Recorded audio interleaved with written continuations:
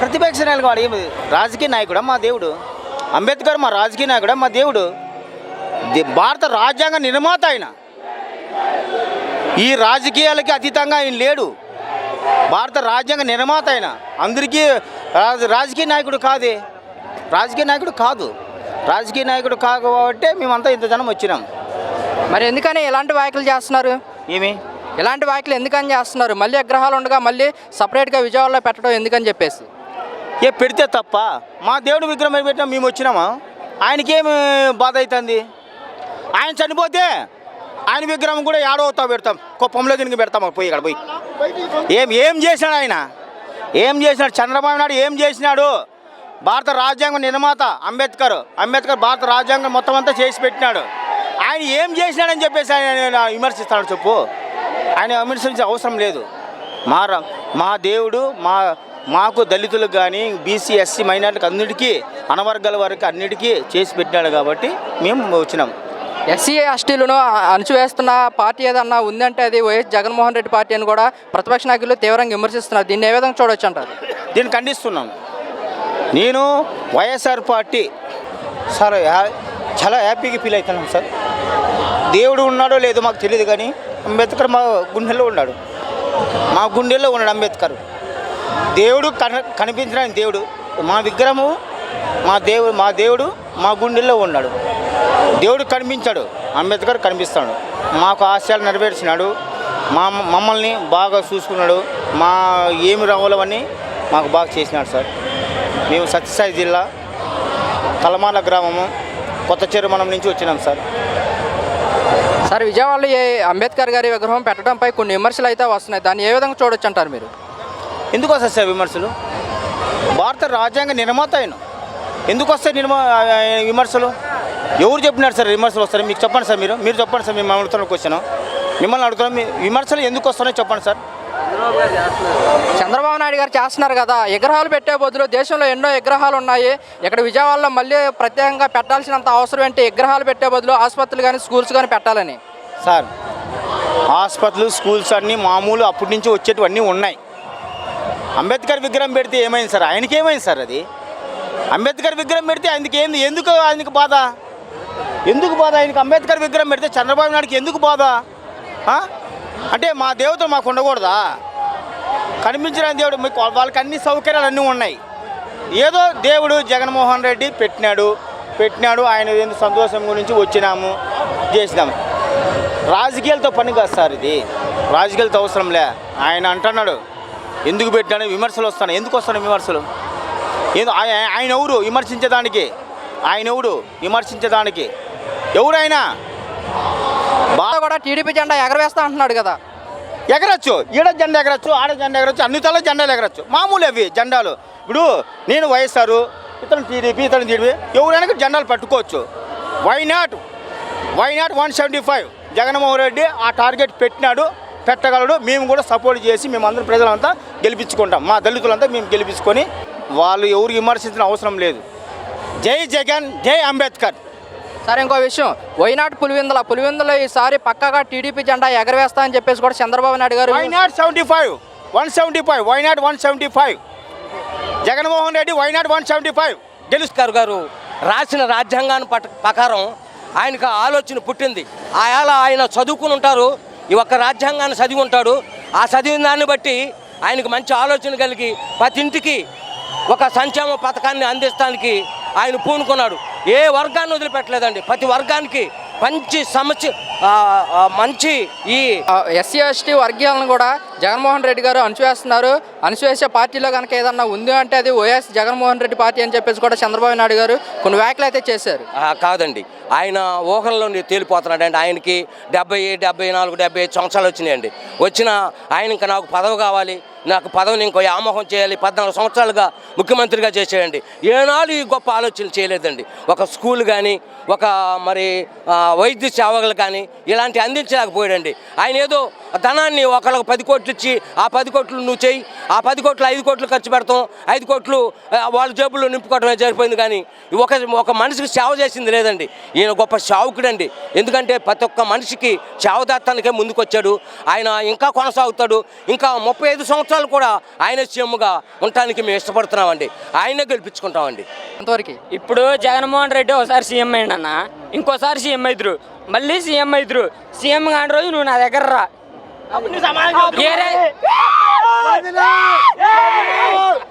ఏరే ముఖ్యమంత్రి ప్రమాణ స్వీకారం రోజు నేను చచ్చిపోతా.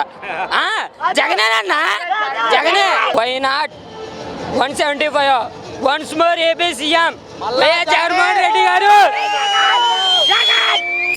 వన్స్ మోర్ సీఎం ఏపీకి ఒక్కడే. జనసేన టీడీపీ పొత్తులతో వస్తుంది కదా, జగన్ ఓడిస్తామంటున్నారు. ఎవడు వచ్చినా 171 సీట్లు ఆంధ్రప్రదేశ్లో ఉన్నాయి. 171 సీట్లకి వాళ్ళని పోరాడమను, అప్పుడు వాళ్ళు మగోళ్ళని నిరూపించుకుంటారు. జగన్మోహన్ రెడ్డిని గద్దె దింపుతా అంటున్నాడు. ఎక్కడ నాకు గద్దింపేది?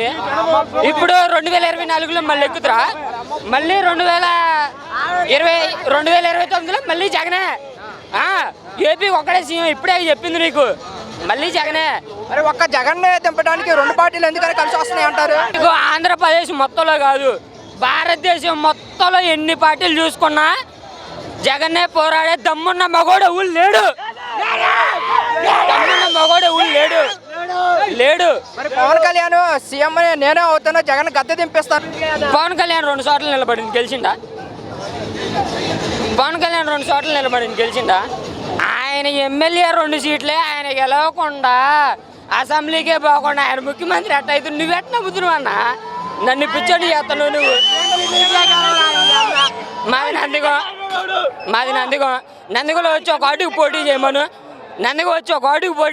ముందు వార్డు నెంబర్కి గెలవమన్నా.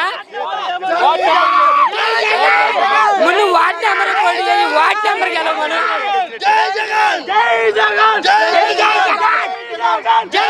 ఆయన అసెంబ్లీకి బొమ్మను, పవన్ కళ్యాణ్ నందిగం నియోజకవర్గంలో ఒక వార్డు నెంబర్ పోటీ చేసి గెలవమను, అప్పుడు జగన్మోహన్ రెడ్డి గారు ఎదిరిమను. ముందు వాళ్ళకి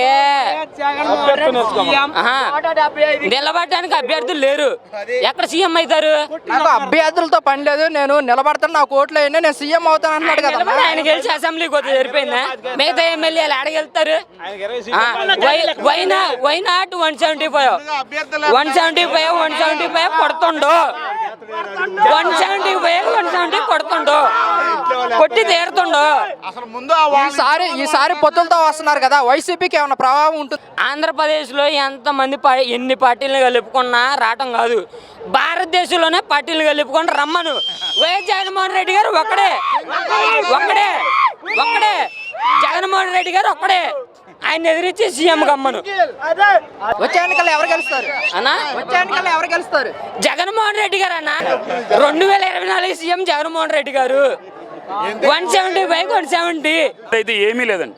జనాలు ఏంటంటే కన్ఫ్యూజ్ చేయడానికి ప్రజలందరినీ రకరకాలుగా మాట్లాడుతున్నారు తప్ప మహిళా అక్క చెల్లెమ్మలు చాలా పెద్ద ఎత్తున అసలు మామూలుగా అవ్వాతాతలు అయితే కనుక మర్చిపోలేరండి. ఎందుకంటే తెల్లవారుజామున 5 గంటలకు వెళ్ళి పెన్షన్ డోర్ కొట్టి మరీ ఇచ్చి అక్క బాగున్నావా, తల్లి బాగున్నావా, పిన్ని బాగున్నావా అని అడిగిన దాఖలు ఎప్పుడూ లేదు. జగన్మోహన్ రెడ్డి గారి యొక్క పరిపాలన విధానంలోనే ఉందని ఈ సభాముఖంగా తెలియపరుస్తున్నా. ప్రజల్లో వ్యతిరేకత మొదలైంది, ఈసారి ఖచ్చితంగా వచ్చేది టీడీపీనే, మీ అంత చూస్తా వైసీపీదే భూస్థాపితం చేస్తాను కూడా కొన్ని వ్యాఖ్యలు అయితే చేస్తున్నారు. ఎట్టి పరిస్థితుల్లో కూడా రాదండి, వాళ్ళదంతా అబద్ధం, ఫేక్. వాళ్ళు చెప్పేదని కళ్ళగంటున్నారు తప్ప వాళ్ళ కళలు నిజమవ్వవు. మళ్ళీ సీఎం జగన్మోహన్ రెడ్డి గారు, వైఎస్ జగన్మోహన్ రెడ్డి గారు సీఎం సీట్లో కూర్చుంటారు. ఎక్కడైతే స్థానికంగా ఎమ్మెల్యేలని, ఎంపీలని ఎవరినైతే నిలబెడుతున్నారో వాళ్ళందరూ కూడా పక్కా డ్యామ్ షూర్గా గెలుస్తారని చెప్పేసి నేను తెలియపరుస్తున్నా. ముఖ్యంగా చూసుకుంటే చంద్రబాబు నాయుడు గారు కొన్ని వ్యాఖ్యలు అయితే చేస్తున్నారు, జగన్కి ప్రజల్లో వ్యతిరేకత వచ్చేసింది, అందువల్ల ఈ ఎమ్మెల్యేని మారుస్తున్నారు అని చెప్పేసి కూడా వ్యాఖ్యలు చేస్తున్నారు. లేదండి, అటువంటిది ఏం లేదు. చంద్రబాబు గారు చెప్పినంత అబద్ధం అండి. ఇప్పుడు ఇక్కడ వాళ్ళని అక్కడ పెట్టినా, అక్కడ వాళ్ళని ఇక్కడ పెట్టినా, ఎక్కడన్నా ఏంటంటే ప్రతి మంత్రి పదవుల్లో కూడా 2 సంవత్సరాల ఒకరికి 2 సంవత్సరాల ఒకరికి అన్నారు. అదేవిధంగా అందరికీ షేర్ చేస్తున్నారండి దీన్ని. ఇప్పుడు ఏంటంటే అన్ని కులాల వారు, అన్ని మతాల వారు అందరూ మంత్రి పదవి. ఇప్పుడు నాకే మంత్రి ఇచ్చారు, నేనే 5 సంవత్సరాలు చేయాలని నేను గర్వించకూడదు కదా. నా పక్కన ఎస్సీ సోదరుడు ఉండు, ఆ సోదరుడు కూడా కావాలి. ఇందులో ఎస్సీ మాలలకి ఇచ్చారు, మాదిగలకి ఇచ్చారు, అలాగే బీసీలకి ఇచ్చారు, అలాగే ముస్లిం మైనార్టీకి ఇచ్చారు, ఎస్టీలకు కూడా ఇవ్వడం జరిగింది. ఇంత పెద్ద ఎత్తున ఎప్పుడు కూడా ఇవ్వలేదండి. ఈ వైఎస్ జగన్మోహన్ రెడ్డి గారు వైఎస్ఆర్సీపీ పార్టీలోనే ఈ యొక్క సామాజిక న్యాయం జరుగుతుందని చెప్పేసి దానికే నిదర్శనం ఈ డాక్టర్ బాబాసాహెబ్ అంబేద్కర్ యొక్క విగ్రహం. ఇప్పుడు ముఖ్యంగా చూసుకున్నట్లయితే 4 ఏళ్ళు చంద్రబాబు నాయుడు గారు సీఎంగా చేశారు. ఎందుకని ఒంటరిగా రాలేక జనసేనతో పొత్తు పెట్టుకున్నారు? ఆయన గెలవడని భయమేసి వీళ్ళందరినీ కలుపుకుంటున్నారండి. ఆయన గెలవడం ఒకడొస్తే గెలవడం, ఎందుకంటే ఇచ్చిన మాటలన్నీ బూటకం కాబట్టి. ధవళేశ్వరం ప్రాజెక్టు పూర్తి అయిపోయిందన్నారు, చేయలే. ఈరోజు అన్ని జగన్మోహన్ రెడ్డి వచ్చిన తర్వాత ప్రతి చేస్తున్నారు. టిట్కోయిలు ఎక్కడికక్కడ ఇవ్వాలా, అవి కూడా జగన్మోహన్ రెడ్డి గారు చేస్తున్నారు. ఇంత పెద్ద ఎత్తున సంక్షేమాన్ని రిలీజ్ చేసిన జగన్మోహన్ రెడ్డి గారు వెనకాల ఉండకపోతే, టీడీపీ వెనకాల ఉంటే మళ్ళీ బాబు వచ్చాడు, మళ్ళీ మేము వెనక్కి వెళ్ళిపోవాలి. టిట్కోయిళ్ళు రంగులేసుకున్నారు, మీ ముఖాలకు వేసుకోవచ్చుగా. 90% శాతం మేమే ఇచ్చాము, 10% మీరు చేయలేకపోయారు. 3 రాజధానులు ఎలా కడతారని చెప్పేసి కూడా కొన్ని వ్యాఖ్యలు అయితే చేశారు. టిట్కోయిల మీద కొన్ని కోట్ల రూపాయలు అప్పు ఉందండి. ప్రతిదీ కూడా జగన్మోహన్ రెడ్డి గారు ఓ పక్కన కరువు కాటకాల్లో కరోనా వచ్చినా సరే 2 సంవత్సరాలు కరోనాతో ట్యాబ్లెట్లు అందరికీ ఇస్తూ మన దేశంలో ఇచ్చారు, పక్క రాష్ట్రంలో ఇచ్చి కరోనా నుంచి ప్రజలందరినీ కాపాడుతూ సంక్షేమాన్ని ఎక్కడ బ్రేక్ చేయకుండా ఇస్తూ తీసుకొచ్చిన నాయకుడు జగన్మోహన్ రెడ్డి. ఈరోజు వాళ్ళ అప్పులు చేసిన దాన్ని కూడా జగన్మోహన్ రెడ్డికి దమ్ము ధైర్యంతో తీరుస్తున్నాడనే ఒక ఘనత జగన్మోహన్ రెడ్డికే ఉందండి.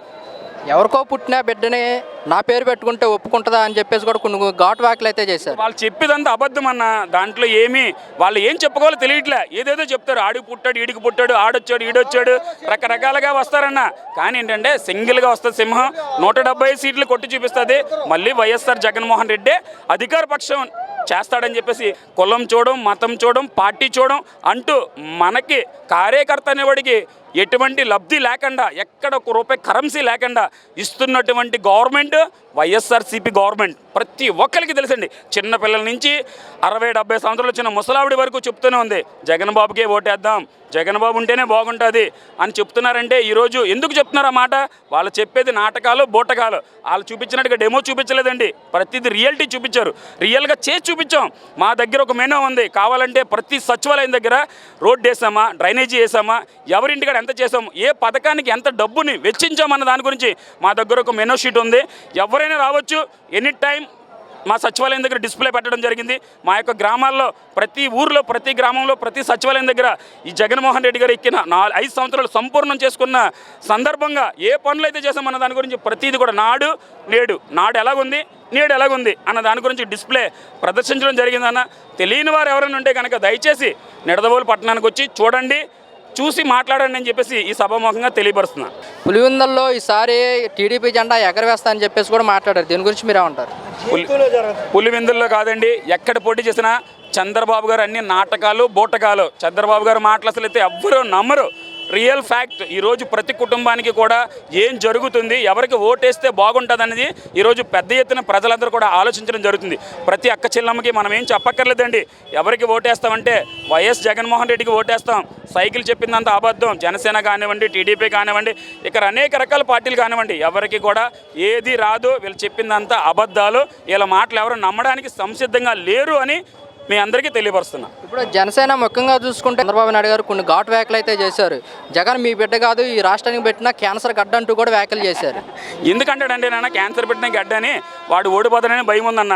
ఈరోజు మా పార్టీలో ఉన్నది ఏంటంటే నిర్ముఖమాటం లేకుండా చెప్పాలంటే ఎవరి దగ్గర ఒక రూపాయి అవినీతి లేకుండా చేస్తున్నటువంటి పార్టీ ఏదన్నా ఉందంటే వైఎస్ఆర్ పార్టీ. ఈరోజు ఎస్సీ, ఎస్టీ, బీసీ, మైనారిటీ ప్రజలందరికీ కూడా చాలా పెద్ద ఎత్తున